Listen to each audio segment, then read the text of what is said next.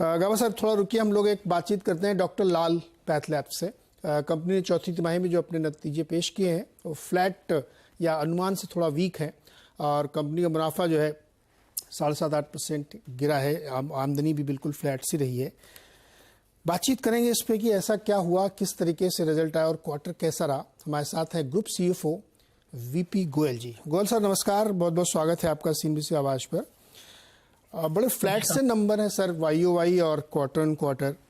हम लोगों के जो अनुमान थे बिल्कुल उसी तरीके से, उससे स्लाइटली वीकर है।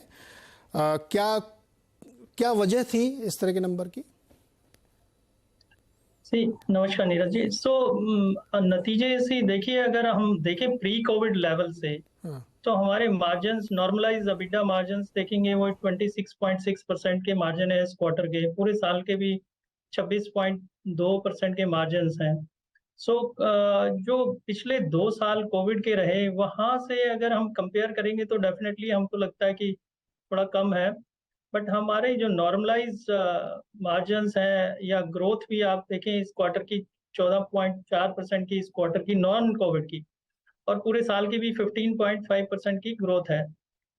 ये जो रिजल्ट्स हैं हमारे प्री कोविड के, अगर हम देखें तो हम उस लाइन में ही हैं और मार्जिन भी हमारा सेम है। अगर थोड़ा ईयर इन ईयर अगर हम लास्ट ईयर की बात करें तो उसमें क्या है, कोविड का बेस काफी ज्यादा है और Q4 में आपको ध्यान हो तो ओमिक्रॉन का इम्पैक्ट था। तो उसकी वजह से कहीं ना कहीं हमें ये लास्ट ईयर से देखेंगे तो टोटल रेवेन्यू और मार्जिन्स पे थोड़ा डिप दिखता है। बट अगर हम प्री कोविड लेवल की बात करें तो ये मार्जिन्स हमारे इन लाइन है। और रही एक पैट के अंदर हमारे एक एक्सेप्शनल आइटम आया है, हमने वो प्रोवाइड किया है रिसीवेबल के अकाउंट में, जो कि हमें BMC से लेना है, मुंबई म्युनिसिपल कॉरपोरेशन से। अगर उसको हम एडजस्ट करते हैं तो नॉर्मलाइज पैट भी हमारा 15.5% के करीब है, जो कि हमारा पहले जितना होता था उतना ही। अच्छा, मार्जिन आपको क्या 24.3 साल भर के क्या? अच्छा, इसमें जो नतीजे आप बता रहे हैं उसमें क्या, देखिए जैसे कोविड वाला आपने कहा, वो तो मतलब वो लगभग एकदम स्टेबलाइज है, उसमें कोई बहुत ज़्यादा ऊपर नीचे नहीं है, तो मैं उसको एक कांस्टेंट मान के चलता हूँ। जो अदर देन कोविड टेस्टिंग वाले हैं आपकी, या प्रिवेंटिव टेस्ट है या प्री टेस्टिंग है, उसकी हम लोग बात करेंगे। लेकिन मैं एक सवाल मेरा और ये है कि क्या कंपटीशन बहुत ज़्यादा है जिन मार्केट में आप डोमिनेट करते हैं, वहाँ इसका असर नतीजों पे आ रहा है? हाँ, नहीं देखिए, बहुत अच्छा सवाल आपने पूछा। कंपटीशन तो है और पहले भी था, ऐसा नहीं है कि कोई नई बात है हमारे लिए। लेकिन ये कंपटीशन जो है दूसरा कंपटीशन है। पहले जो हम कंपटीशन देखते हैं, अनऑर्गेनाइज सेक्टर है हमारा बीइंग लार्जेस्ट, आप हमें देखें 5-6% मार्केट शेयर है हमारा सारे। बट हमारी जो दिल्ली NCR जो बहुत कोर मार्केट है हमारी, उसमें हमारा मार्केट शेयर बहुत हाई है, करीब 25% का मार्केट शेयर है। तो ये जो दिल्ली NCR है, ये हमारा मैच्योर मार्केट है, उसमें हमारी जो ग्रोथ है वो हमेशा से, हमने कहा है पिछले 2-3 साल से सिंगल डिजिट में रही है। अब ये देखिए, इसकी गुड पार्ट भी है। दिल्ली NCR हमारा बहुत ज्यादा होता था। अगर हम 19-20 की बात करें तो हमारा 45% कॉन्ट्रीब्यूशन, 39% रह गया। जो अभी हमारा 45% कॉन्ट्रीब्यूशन दिल्ली से आता था, वो 32% कॉन्ट्रीब्यूशन रह गया। ये जो रेस्ट ऑफ इंडिया है, जो जिसकी ज्योग्राफी इतनी बड़ी है, वहां पे हमारी ग्रोथ अच्छी है। और हम गोल साहब एक मिनट रुकिए, वो एवरेज में करूंगा कि चूंकि पूरे देश से आ रहा है तो इसलिए वहां का नंबर कम दिखेगा। मुझे ये बताइए, दिल्ली आपका कोर मार्केट था, 3 साल पहले क्या था मार्केट शेयर, अभी क्या है? मार्केट शेयर देखिए, मार्केट शेयर में हमने कहीं खोया नहीं है। हमारा मार्केट शेयर पहले भी उतना ही था, अभी भी उतना ही है। एक बात, जो ग्रोथ थी मार्केट की वो स्टैग्नेंट है, वो उसमें, क्योंकि यहाँ पे हमारा इतना एक्सपेंशन नहीं है जितना हम बाहर कर रहे हैं। और कहीं ना कहीं कंपटीशन में दिल्ली NCR में अगर देखेंगे तो सबसे ज्यादा कंपटीशन यहीं पे है पूरे भारत में। तो ये तो बिल्कुल ठीक है, कंपटीशन बढ़ा है, लेकिन उसके बावजूद हमने जो किया है यहाँ पे, जैसे हमने जो ग्रोथ के एवेन्यूज हैं, एक तो हमने अपने प्रोडक्ट में जो चेंज लाए हैं, तो हमारा सुपर स्पेशलिटी जो प्रोडक्ट पोर्टफोलियो है वो टेस्ट का, वो बढ़ा है। दूसरा हमारा स्वस्थ फिट का कंट्रीब्यूशन आप देखेंगे हाईएस्ट है, 22% कंट्रीब्यूशन हो गया है। सो ये दिल्ली एनसीआर में जो कि हमारा लार्जेस्ट बेस है, वहां पे भी इसकी ग्रोथ आई है। और जो कंपटीशन है वो रूटीन के टेस्ट जैसे करते हैं, ये बंडलिंग पैकेजेस करते हैं, वैसे ही हम स्वस्थ फिट करते हैं। तो ये स्वस्थ फिट बढ़ा है, इसका मतलब हमारी ग्रोथ यहाँ से आई है। सो ऐसा नहीं है कि दिल्ली एनसीआर में हमने मार्केट शेयर हमारा कोई कम हुआ है। ऑब्वियसली ग्रोथ हमेशा से थोड़ी सिंगल डिजिट में रही है, क्योंकि मार्केट अब जिस रेट पे ग्रोथ कर रहा है उसी रेट पे इन लाइन विद दैट है। मतलब आप ये कह रहे हैं कि मार्केट, मैं तो पॉलिश लैंग्वेज में कहूँ, मैच्योर हो रहा है ना? मैच्योर हो रहा है या हाँ ना, तो अच्छे शब्दों में कहें तो मैच्योर हो रहा है। अब मुझे ये बताइए कि दिल्ली के मार्केट में प्राइसिंग की क्या स्थिति है? आपने बढ़ाया प्राइस वाइज कुछ? यस, देखिए सर, प्राइस हमने भी बढ़ाया है। अभी फरवरी में हमने प्राइस बढ़ाया है। हाँ लेकिन जो प्राइस हमने बढ़ाया है वो हमने सुपर स्पेशलिटी और सेमी स्पेशलाइज टेस्ट का बढ़ाया है। हाँ। जो रूटीन के टेस्ट हैं, जो फ्रिक्वेंटली टेस्ट होते हैं ना, उनमें हमने प्राइस नहीं बढ़ाया। क्यों? और आप उसमें क्यों नहीं बढ़ाया? देखिए, उसका सीधा रीजन यही है कि जो आप अभी बता रहे हैं, खुद भी कंपटीशन है। और वो जो फ्रिक्वेंटली ऑर्डर टेस्ट है उसमें इतना इतना अभी हमारे पास, हमारे जो प्राइसिंग है जो दूसरे लोगों से अभी भी थोड़ा ज्यादा है। तो वो पोर्टफोलियो हम छेड़ना नहीं चाहते। लेकिन जहाँ पे हमने कभी प्राइस इंक्रीज ही नहीं किया कई सालों से, जो स्पेशलाइज टेस्ट हैं, उनमें हमने करीब प्राइस इंक्रीज लिया है। और आप देखेंगे इस क्वार्टर के अंदर भी हमारा जो प्राइस इंक्रीज से आया है वो इम्पैक्ट आया है करीब 1.5 से 2% का। और अगर एनुअलाइज बेसिस पे देखेंगे तो करीब 2.5% का हमारा प्राइस से इम्पैक्ट आएगा फ्यूचर में। इम्पैक्ट आएगा तो। अच्छा, ये जो सुपर क्रिटिकल आपने जिसके दाम बढ़ाए, ये तो प्रिस्क्रिप्शन बेस्ड होते हैं ना, कि डॉक्टर साहब ने लिखा तो लोग जाके टेस्ट कराएंगे। और जहाँ पे ये कंपटीशन है, जो 100 रुपये, 150 रुपये, 500 रुपये की बंडलिंग हो रही है, अच्छा, इसी में सबसे ज़्यादा कंपटीशन भी होगा, है ना? कि ऑफर मिल रहा जी, है, घर में कलेक्शन करा लो, चले जाओ। अगर हम दोनों को अलग अलग करें समझने के लिए मेरे, कि तो सुपर स्पेशलिटी से कितना आपका परसेंटेज टर्म रेवेन्यू है और ये वाले से कितना है? तो करीब देखिए, हमारा 40% जो बिजनेस है वो जो हम स्पेशलाइज बिजनेस से बोलते हैं, उसकी डेफिनेशन बड़ी लूजली बोली जाती है। एक्चुअली में इंडस्ट्री में ये ना स्पेशलाइज और रूटीन की डेफिनेशन हर एक आदमी अपने हिसाब से बताता है। लेकिन जो हम अपनी डेफिनेशन हम बात करते हैं सुपर स्पेशलाइज टेस्ट की, वो 40% का हमारी बिजनेस में कंट्रीब्यूट करता है। 40% आपका सुपर स्पेशलिटी वाला है और बाकी रूटीन टेस्ट वाले हैं। अच्छा, दूसरा आप थोड़ा मार्जिन मुझे समझा दीजिए, कैसे कैसे चल रहे हैं? स्वस्थ फिट का तो आपने बताया कि वहाँ पे ग्रोथ तो बड़ी अच्छी चल रही है, लेकिन मार्जिन कैसे चल रहे हैं? मार्जिन इस क्वार्टर में हमारे नॉर्मलाइज अबिडा मार्जिन 26.6% के हैं। और पूरे साल में भी 26.2% के हमारे मार्जिन रहे हैं इस साल कि में। 24 है सर? लास्ट ईयर से थोड़े कम है, लेकिन अगर हम देखें, क्योंकि लास्ट ईयर में हमें गोयल साहब, पूरे साल के 24% मार्जिन है या 26 है? नॉर्मलाइज अबिडा की मैं बात कर रहा अच्छा, हूँ, जो नॉर्मलाइज। रिपोर्टेड है। हाँ, नॉर्मलाइज अबिडा जो है उसमें 26.2% का हमारा नॉर्मलाइज अबिडा मार्जिन है। उसमें अगर लास्ट ईयर से हम बात करें तो लास्ट ईयर में देखिए हमारे नियरली 400 करोड़ का हमारा कोविड का बेस है। और हमारे बिजनेस में आपको पता है operating leverage is very high. तो ऑपरेटिंग लेवरेज जो लास्ट ईयर हमें मिला था उसकी कोविड की वजह से एक ही जगह सेंट्रलाइज टेस्टिंग का, वो इस साल नहीं है। लेकिन अगर आप पीछे जाएं प्री कोविड में FY20 FY19 के अगर रिजल्ट देखेंगे तो ये मार्जिन हमारे उसी रेंज में है, 26% के आसपास हमारे मार्जिन होते थे। अभी भी 26 साढ़े 26% हमारे मार्जिन है इस साल में। ओके, तो मोटा मोटा ये है कि थोड़ा सा कंपटीशन है रूटीन वाले टेस्ट में, मार्जिन स्टेबलाइज है। कोविड वाला जो बिजनेस है वो अब सेटल हो गया लगभग, अब उसका बहुत ज़्यादा कांस्टेंट वैल्यू लेके चलना देखिए, चाहिए। 2-3 चीजें मैं नीरज जी बताऊंगा जो कि हाँ। हम हमारे यहाँ हो रही है। हाँ। एक तो हमारी ज्योग्राफी एक्सपेंशन हो रहा है। ज्योग्राफी जो हमारी कोर ज्योग्राफी है दिल्ली एनसीआर, और उसके अलावा रेस्ट ऑफ नॉर्थ। तो रेस्ट ऑफ नॉर्थ में जो हम पेनिट्रेशन कर रहे हैं वो बहुत हाई है। अभी दिल्ली एनसीआर में आप देखोगे जितना पेनिट्रेशन है हमारा, उससे रेस्ट ऑफ नॉर्थ में नहीं है। आप स्टेट देखिए, यूपी की देखिए, पंजाब, हरियाणा, जे-एंड-के, उत्तराखंड, यहाँ पे हम इतने पेनिट्रेट नहीं है। अभी तो हम जैसे सिटी हैं, वाराणसी है, इलाहाबाद है, लखनऊ है, कानपुर है, बट इसके नीचे टियर 2, टियर 3, टियर 4 में जा रहे हैं। वहां से जो हमारी ग्रोथ है वो बहुत अच्छी ग्रोथ है। गोयल साहब आपने दूसरा, अच्छी जो चर्चा छेड़ दी। हमारी न्यू ज्योग्राफी है, जैसे हमारी साउथ है, वेस्ट है। अब वेस्ट अलोंग विद सबर्बन जो हमने लिया था लास्ट ईयर, हाँ, उसके साथ हमारा ट्रैक्शन बहुत बढ़िया है। प्लस ये हमारा पोर्टफोलियो जो है स्वस्थ बहुत अच्छा कर रहा है। प्लस हमारा सुपर स्पेशलाइज जो पोर्टफोलियो है उसकी ग्रोथ बहुत अच्छी है, उसमें हम नए नए टेस्ट ऐड कर रहे हैं। एंड थर्ड, जो हमारा चैनल है उसमें हमारा जैसे कंट्रीब्यूशन जो पहले हमारा अपने आउटलेट से आता था, हमारे जो फ्रेंचाइजी हैं 5,000 प्लस फ्रेंचाइजी जो हमारे हैं, उनसे कंट्रीब्यूशन हमारा बहुत बढ़ गया है।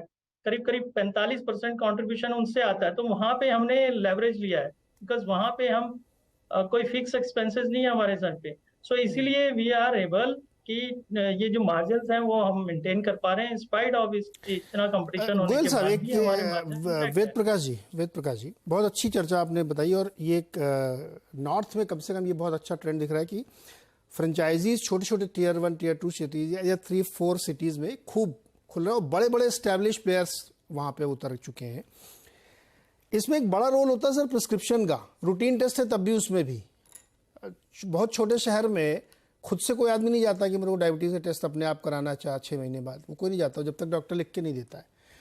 ये एक चैलेंज, चाहे वो किसी और प्लेयर की बड़ी लैब हो या आपकी हो जिसने फ्रेंचाइजी खोल रखी है, जिन जिन लोकल लोगों ने चला रखी हो, उसमें ये एक बड़ा प्ले है। कैसे आप लोग इसको मैनेज करते हैं वहाँ पे?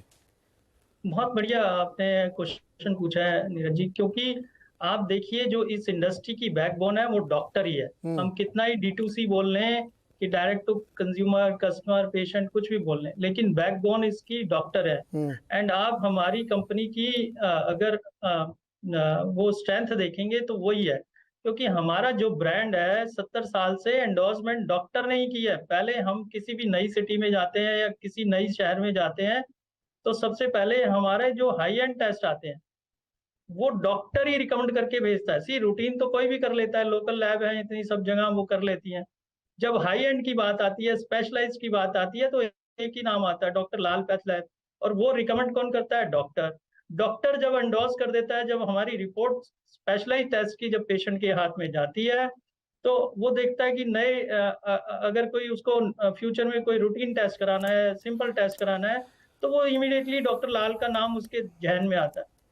तो वहां से ही जर्नी स्टार्ट होती है। पहले डॉक्टर एंडोर्स करता है और फिर स्लोली स्लोली ये डायरेक्ट पेशेंट आपके पास डायरेक्ट आपको लेकिन खोजना शुरू करता है और गोयल सेंटर सर पे विजिट करना गोयल सर ये बात आपकी एकदम सही है। बहुत ही स्टैब्लिश और बढ़िया ब्रांड नेम है आपका, डॉक्टरों के बीच में बहुत चर्चित भी है डॉक्टर लाल।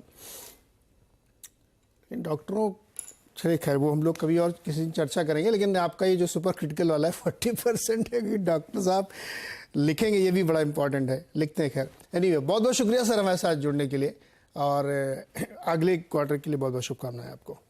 धन्यवाद। डॉक्टर लाल पैथ लैब, गाबा सर, डॉक्टर लाल पैथ लैब बताइए, इस स्टॉक में आज जो है 1.5% की तेजी है, 1935 रुपये चल रहा है। कई ब्रोकरेज रिपोर्ट हैं जो 2,500 तक के इसमें टारगेट दे रही हैं, आपको कैसा लगता है ये? वेल है तो वीक स्ट्रक्चर, लेकिन लोअर लेवल्स में डॉक्टर लाल पैथ लैब में थोड़ा सपोर्ट है। आहिस्ता आहिस्ता करके 1800 से बाउंस हुआ है, लेकिन कह सकते हैं कि साइडवेज जोन पर चल रहा है। कंफर्मेशन मिलेगा आप लोगों का जब ये पार करेगा 2000 का जोन, फिर एक पॉसिबल है कि 2100 फिर 2150 जा सकता है, लेकिन फिलहाल लगता है कि साइडवेज जोन पर है, और साइडवेज जोन थोड़ा वक्त भी लग सकता है, लेकिन लगता है ज्यादा गिरावट नहीं, ऐसा कुछ संकेत दे रहा है। तो मेरे ख्याल से पॉसिबल है कि आपको मिले या साइडवेज एक्शन मिले, थोड़ा वक्त मिल सकता है। यस ओके, तो डॉक्टर लाल पैथ लैब ये है राय। अगला सवाल एक लेते हैं फटाफट। सुहास पाटिल कोल्हापुर से हमारे साथ जुड़ रहे हैं। सुहास जी बताइए क्या सवाल है? सर, बैंक ऑफ इंडिया का 1998 में 100 शेयर लिया था ससुर ने, तो अभी बॉन्ड पे मतलब डिमैट अकाउंट में नहीं है, और उसका अभी प्राइस क्या रहेगा, और वो डिमैट में लेने का रहेगा तो कैसा लेने का? वो ये कब कहाँ से मिले थे आपको ये बैंक से ही डायरेक्ट लिया था। शेयर थे 1998 रुपए का एक? 1998 में बैंक ऑफ इंडिया का शेयर था, 10 रुपए प्राइस था उसका। 1998 साल में हाँ 10 रुपए का शेयर आपने लिया था एकदम शुरुआत में। हाँ, अभी आपके पास क्या वो कागज वाले हैं क्या? हाँ कागज वाले हैं। ओह, आपको इनको डीमैट कराना पड़ेगा। हाँ तो मिलिए, आप किसी ब्रोकर जो आपके आसपास हो उससे मिलिए, वो आपकी मदद करेगा और उसको डीमैट करा देगा 10 रुपए वाले शेयर। और हाँ, वो उसका भी करंट प्राइस क्या रहेगा? अभी तो प्राइस सर इसका 78 रुपए चल रहा है।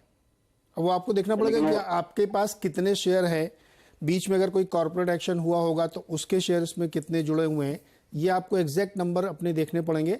और आपके आसपास जो भी ब्रोकर होगा आपके यहाँ, वो आपकी मदद करेगा कि इसको डीमैट कराने में मदद करेगा आपके, और फिर आपके टोटल शेयर जो है रिफ्लेक्ट होने लगेंगे और आपको एक्चुअल प्राइस पता चलेगा। क्योंकि इस समय बताना बड़ा मुश्किल, जो कि आपके नंबर ऑफ शेयर्स आपने बताया 100, अब 98 से 2023 के बीच में कोई कॉर्पोरेट एक्शन हुआ होगा तो वो भी उसमें ऐड होता होगा।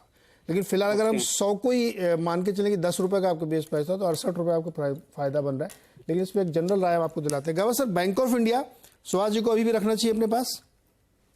है कुछ 78 के आसपास ट्रेड स्लो चलता है, कभी अच्छा अप मिलता है 3-4 महीने में, लगता है यहाँ पर सपोर्ट है 70 के आसपास, अप मिलना चाहिए और 110 पार कर लेगा तो अच्छा अप मिलेगा।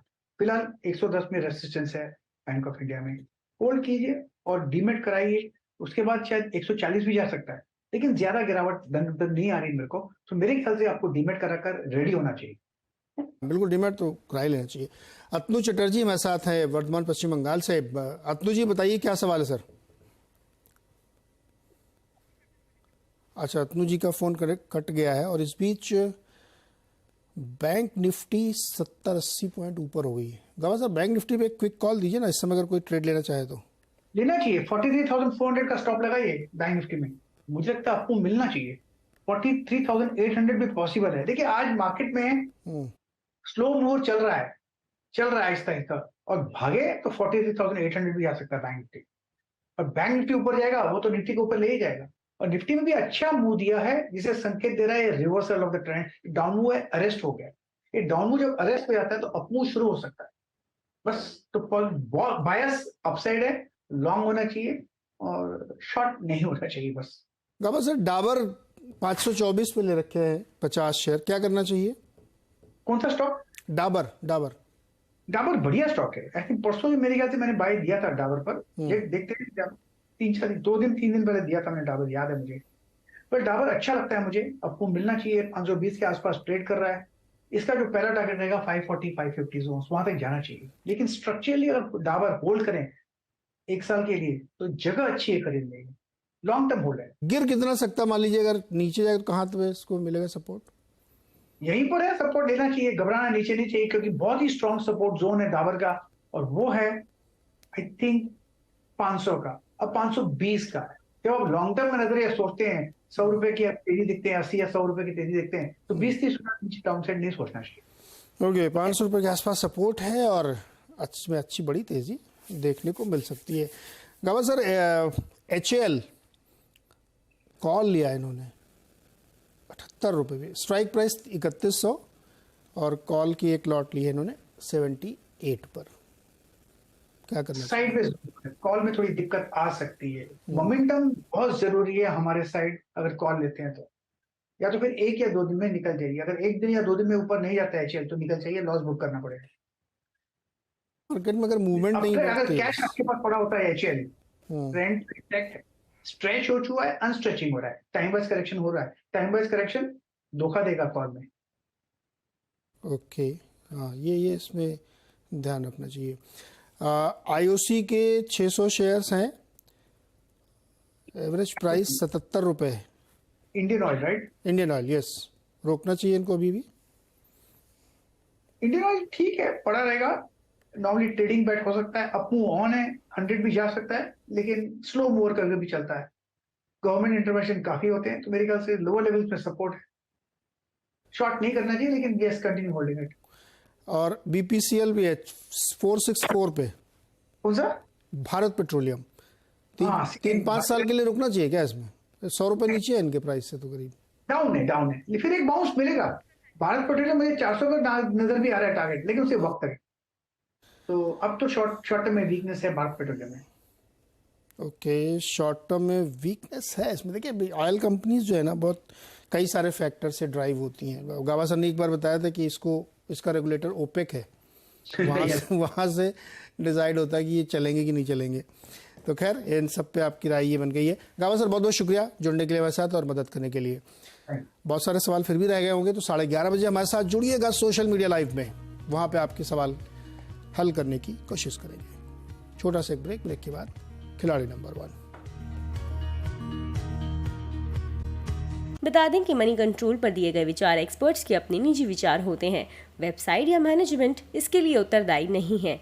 यूजर्स को मनी कंट्रोल की सलाह है कि कोई भी निवेश निर्णय लेने से पहले सर्टिफाइड एक्सपर्ट की सलाह लें।